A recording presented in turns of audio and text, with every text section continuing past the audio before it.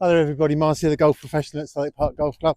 This week's video, well, one of the members said to me, can you make a video about the mental aspect of golf and why he in particular seemed to feel like his games would fall apart, especially when things were going well. And he was almost, and I call them self-harmers, but there is definitely a lot to talk about the mental side of golf. And I think I sort of reflect back on what I've done. Now I'm getting a bit older, and in those moments that has really let me down. That I would have a good score going and I couldn't get it back, or I was going a really good score but I couldn't go lower and lower, and that's quite often is what you got between your ears. I think everyone would say to you, golf is probably, I don't know, 30% physical and 70% mental sometimes, because some of the best players I've ever played with have not been tour players, and some of the mentally strongest people have been the tour players. I always think about Poulter, really. I never really thought he was very good, but mentally, God, what a tyrant, and what an incredible putter as well. So I'm going to just whack it down this hole and give you a few things that we can think about, I think, to try and make things better, and some little strategies in place. So yeah, not very well prepared. I actually just made this video on the last hole, and it didn't come out. I didn't have my I didn't have the settings correct on my camera. Whatever cinematic mode was looking a bit strange. So, and then I also realised I haven't got my putter. So I'm just going to get a little tee down drive here and just aim at the big tree on the left and try and cut it back a little bit and get moving and see if I can help you a little bit. Some people moan about winter mats. I don't mind a winter mat. It's square and it's even. What you want just on winter mats, don't be suckered into where the thing's pointing. You need to sort that out for yourself. It might not be pointing in the right direction, and you grid up to it and hit the ball, and you've aimed yourself away from target. So it's actually perfect for me, this one. It's just down the left hand side, little low tee, squeezy fade, job done.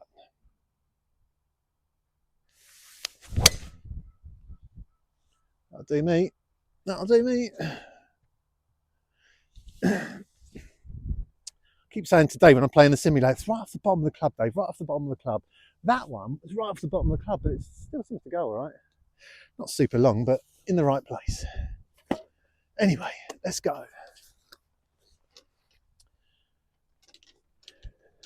So what can you do mentally to make less mistakes and not self-harm so much when either you've got a good or a bad score going down? Now, definitely some of it is managing expectations about your ability. There's someone was saying in the shop the other day about their playing partner getting very mad every time he missed a green from 100 yards. Well, people miss greens from 100 yards. Tour players miss greens from 100 yards. It's come on. Don't beat yourself up about those little things. It is disappointing that when you hit a shot like that, 100 yards, you want to be hitting the green. We're going to hit the green 100 times out of 100. It's probably going to be 70% of the time, probably realistically, for a good player. So someone with a higher handicap's probably a fair bit more than that. But there's a few things. There's rushing, angry, get off, bloody, chuntering to yourself about that bad shot you've just hit. Let that go really quickly. We've talked about that before. The ability to let go of a bad shot is super important. Yeah, that's definitely a big one. Slowing down when it's your turn to play. Have a few practice swings, take a bit of a breath, and hit a shot you feel like you can manage, because it's like a bit of a, my ball's not over here, but let's just say we're over here. It's a bit of an age-old thing, this. If you'd hit your shot here, why would you think that it would be a good idea to try and find some miracle gap and play some Hail Mary when you're much better off knocking one out, getting going again, playing a little bit of a sensible layup and getting going? So yeah, just go and find this ball. Gone very far. It's like -5 today, but it's all right. It's in play, and we're all right. a sticky bit of fairway here. What's that? Squelcher. Right, a bit of a muddy bit here. Go around that. That's why the blue route is in operation. I haven't gone very far, but she's all right. 165, 170. Let's hit one more than we think we need. I think that's the answer to that. Right, let's get this ball. If you can get the ball in your hand, you clean it. That's what I was told as a kid. Regardless of the situation, if you get the ball in your hand, give it a clean. Right, so we can get this cold hand working.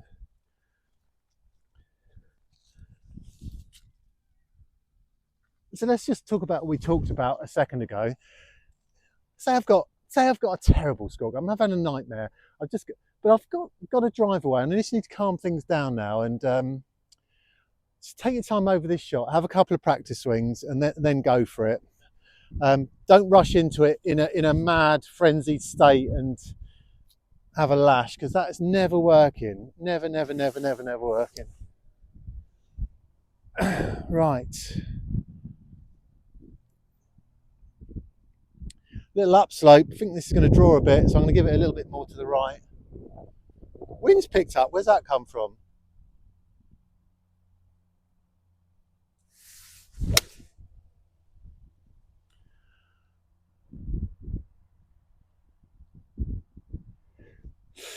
You know, I hit that so nice.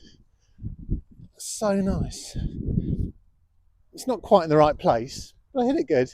It's like my first iron shot of the day. I played down the 13th, and I realised I haven't got my putter with me because I was practicing yesterday. And I hit driver, sand iron, birdie attempt, which would have been almost worth watching. But since I didn't film it in the right mode, we haven't got anything to see. Oh. Yeah, so the mental side of golf, I mean, I don't really know if I'm really that qualified to talk about it, because I think I've struggled with it, and I particularly had a game this year. It wasn't super important, but I wanted to play well. And from the first shot, it was bad. I thought, well, I don't feel too good. We travelled quite a long way and all that sort of stuff. You know, hit like a horrible drive, and then a horrible second shot, and then a horrible drive on the next, and started spraying it a little bit. And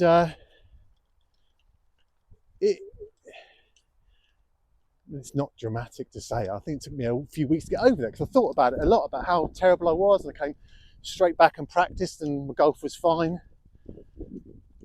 But ultimately, you have to write it off, don't you? You can't play brilliantly every game, and it is difficult sometimes to take it on the chin that you know, it's like being an alcoholic, isn't it? My name's Miles, and I'm rubbish at golf. It's a hard thing to say. It hasn't ended up too good, but it looked good in the air, this shot, I tell you. It drew from the right of the flag to there. So nothing special about that, but I quite enjoyed hitting it. Oh, here's a tricky little shot with absolutely zero green to play with.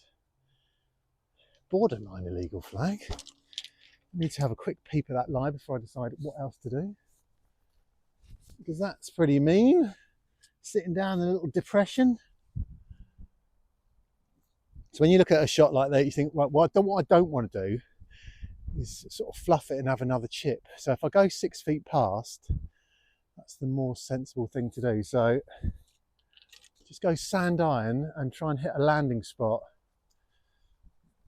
The landing spot for me, if I can land it anywhere, give yourself a generous area. If I land it there, I'm going to be okay. My downside is not a very nice lie. It's not growing. Get rid of it. Okay, so this little cuppy lie, the important bit about this is I don't hit too far behind the ball. So I'm going to play it back in my stance a little bit, and then hopefully, yeah, that's not very nice, that. But this is a real wintry lie that you're going to get all the time. So, yeah.